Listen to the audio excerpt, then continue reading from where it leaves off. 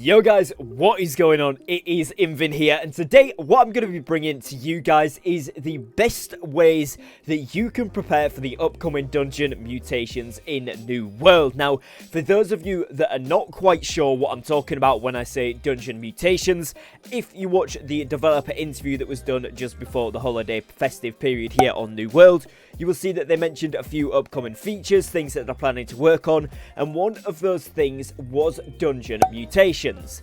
Dungeon mutations are expected to be a variant of the expeditions we have currently, so Lazarus Instrumentality and Garden of Genesis for sure, potentially other ones when we do get those in the mix as well, and of course potentially some of the lower end ones that could be a high end variant with these mutations. We're not 100% sure on what these exactly are going to be yet because we don't have all of the details, but what we do know for definite is the two end game dungeons, which is obviously, like I mentioned, Lazarus and Genesis. Those guys are 100% going to be in that mutations pool because it just makes sense for those to be in even if the others aren't, and of course unforeseen any future upcoming content which we're not sure about yet as well. But essentially what they're going to be is changes to them. So for example, harder mobs with certain affixes on, which is, you know, for example, extra health, extra damage, mobs that appear in bigger numbers, mobs that have harder to kill, so more health, or they receive less damage, or they do more damage, or in some form making the dungeon or the expedition a lot more difficult. Now, although we don't know the ins and outs of this, what we can do with that information is start to prepare for this before we get the official announcement, which is going to be the big Zerg rush of every single player on every server trying to get themselves kitted out for these. So I wanted to give you guys a few tips and tricks and a few of the best ways that I have to prepare for these before this does fully come out. Now, before we jump into the video fully, if you are new to the channel, please do make sure that you drop a subscribe down below. We are pushing for 13,000 subscribers, and your support would mean the world to me, so if you go down there and help support the channel, that would be much appreciated. And without further ado, let's jump into it here. So the first thing that we are going to look at here then is Bane Weapons, and with that we are going to look at this axe right here. As you guys can see, it's called the Arboreal Primeval Great Axe of the Monk. Now, it's got a 596 gear score, which of course isn't max, isn't legendary, but this has on it Corrupted Bane, and this is plus 14% damage to Corrupted. Now, this is personally for me is the axe that I use in invasions when I'm doing corruption breaches and when I'm doing corrupted based elite zones, which I'm doing, you know, every day or every other day. So this is a really good axe for me. I've of course paired that as well with an arboreal gem, which is the nature gems, and those then convert some of your damage into focus, which those of you that aren't sure, nature damage essentially does more damage to these corrupted mobs as well. So it's a really good axe. I do need to upgrade the level of the gem on it, but it's a very nice setup. Now, you can get ones that have Angry Earth Bane on, you can get ones that have Corrupted Bane like this, you can get Ancient Bane, and so on and so forth for each type of mobs. Beast Bane, for example. And the ones that are going to be really beneficial, obviously Corrupted Bane is really good, but Garden of Genesis is Angry Earth mobs, as well as two of the arenas are, so those ones there, Angry Earth Bane Weapons, are really good. And of course you also have Ancients in Lazarus, so them, and probably, you know, potentially in the future, if they mix around the mobs that are in each of those expeditions, we could see Ancients in Genesis, we could see Angry Earth, we could see Beasts. So getting any weapons of high gear score, I would aim for 600, but anything sort of 595 plus, with the right perk on, with that Corrupted Bane, Ancient Bane, whatever the case may be. Start to save up if you do get some with the correct stats and with a nice Bane on as well, because I would think that the chances are we're going to start to see different types of mobs appear in those dungeons, and that is where these weapons are really going to come into focus. So either you craft them, or you pick them up as a drop, or you see them selling for like literally 100, 200 gold on the trading post, which I have seen. People tend to not really realise the value of these, and right now the value isn't massive unless it's this Corrupted Bane one, or the Angry Earth, or maybe the Ancients, but people generally are just clearing it through. Then certainly get your hands on some of these, particularly if they've got an open gem slot, if they've got things like Keen, this one here, just extra crit chance straight across the board, be good against every type of mob. So something like that on where it's a universal good perk with a Bane is going to be really useful. The second thing that we can look at here then is actually going to be different types of gems. Now, you'll see, you know, I've got a few gems in my inventory in the bank here, but what you'll see is in the weapons themselves. So for example, this is my PvP axe right now. It's got Opportunist in, and of course then I've got my life staff again, my PvP built life staff, and this one has a rally gem in, which is a diamond gem.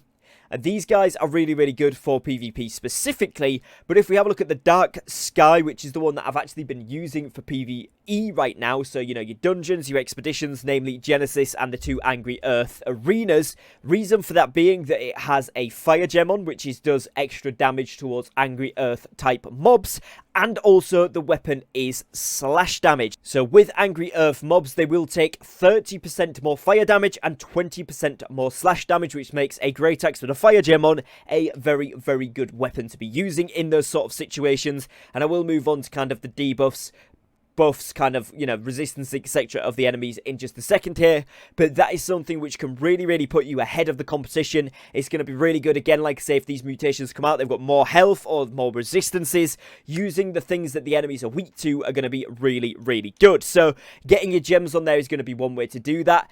In general, you're going to want to use versus Angry Earth mobs. You're going to want to use fire damage, whether it's in a gem or it's a fire staff itself, and then slash damage is the other thing. Then you've got thrust damage, which they are resistant to, so they take 15% less damage from thrust and 40% less from lightning, so you really don't want to use that against them. You've then got ancient mobs, like the ones that are inside Lazarus Instrumentality, and these guys are, of course, going to take more damage from strike, so I use my Warhammer here for that one. That's a really good weapon, and you can use strike damage against them. They also take more damage from lightning, so if you have a topaz gem on, such as this hatchet here, this one is pretty good. Electrified would do more damage to them, or even this one here, which is my newest one I've just got, and this one is keen as well. Then it's Ancient Bane, and it's electrified. This is a really, really good hatchet for PvE, perfect for fighting any ancient mobs. And then, of course, you also take 15% more damage from Void versus Ancients, so obviously your Void Gauntlet, or things like this Great Axe here, where it's got Abyssal Gems on. These are really, really good. With Ancients, they take 15% less damage from Slash, so you don't want to be using a Great Axe if you can help it. That is the one negative about this hatchet here then, because obviously that is slash damage, but it's only 15% less versus the 30% more they take from the lightning, with also the Ancient Bane on, so it kind of evens out. But if I wanted to really get one, I would try and get an Ancient Bane hammer with the Topaz gem on, and that'd be the big one. And they also take 40% less fire damage, so again, this one's going to be really bad. Slash and fire is complete opposite to the Angry Earth, and I think that's intentional, obviously, with the 2 endgame expeditions and the endgame arenas right now being Angry Earth or Ancients. You're likely to see this carry on, and I think that's why they may start to mix in other types of mobs as well. So bear that in mind, but just try to look on, you know, look at what the enemy's resistances and weaknesses are and adjust your gems accordingly to that, as well as your weapons based off the same attributes especially. So if we go in here and have a look at the weapons and the attributes more importantly, if you look at strength, for example, you have a sword and shield, you have a great axe, you have the warhammer, you have the hatchet, and you have the spear. When you're looking at the sword, the great axe, or the hatchet, those are all slash damage. The warhammer is strike damage, and the spear is thrust damage. So taking strength as an example, where it's possible, try to use a different style of damage versus the mob you're fighting if they're resistant. So for example, Ancients, they take less damage from slash, so I'd maybe move away from the great axe, the sword, or the hatchet, and instead they take 20% more strike damage, so I would instead try to take out the warhammer. But if I didn't have a warhammer, I would definitely then take the spear, because at least, although they're not more weak to that, they're also not resistant to it, so it would do slightly more damage there.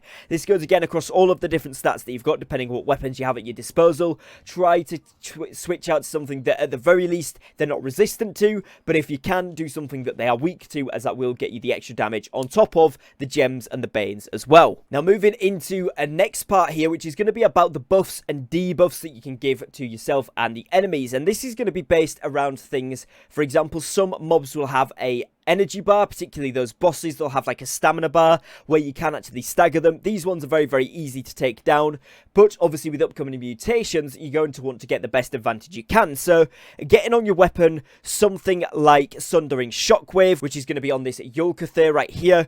Obviously, that applies a rend to a target, which reduces their damage absorption by 9.5% for 10 seconds. This does work against PvE mobs as well as PvP players, so you can actually use this against mobs you're trying to kill, particularly when they are pretty tanky, or just any that you want to clear fast. It's going to be useful. I've also got on this axe here, again, this is my PvP axe, but using something like Trenchant Rend, where you're applying a rend when you've fully charged heavy attacks, an enemy or a target, then that's going to be really, really good because it reduces the target's absorption by 14%, but this does have a 12-second cooldown.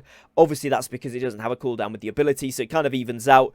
Those are both really, really good. You've also got things like Sunder, where it reduces the armor. You've got armor breaking abilities with the Warhammer, which are really, really good. And then, of course, if we look into the Void Gauntlet, this one is really, really big right now because obviously it's brand new. You can see I actually haven't leveled it up all the way yet, which I should certainly get on as soon as I can because this is a very, very good PvE weapon and PvP weapon.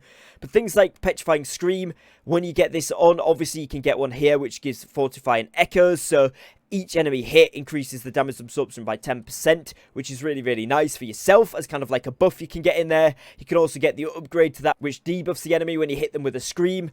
You've then also got Oblivion. Again, this one deals 30% weapon damage and gives Empowered to friendlies and self, increasing weapon damage by 20% for 6 seconds, which is really good.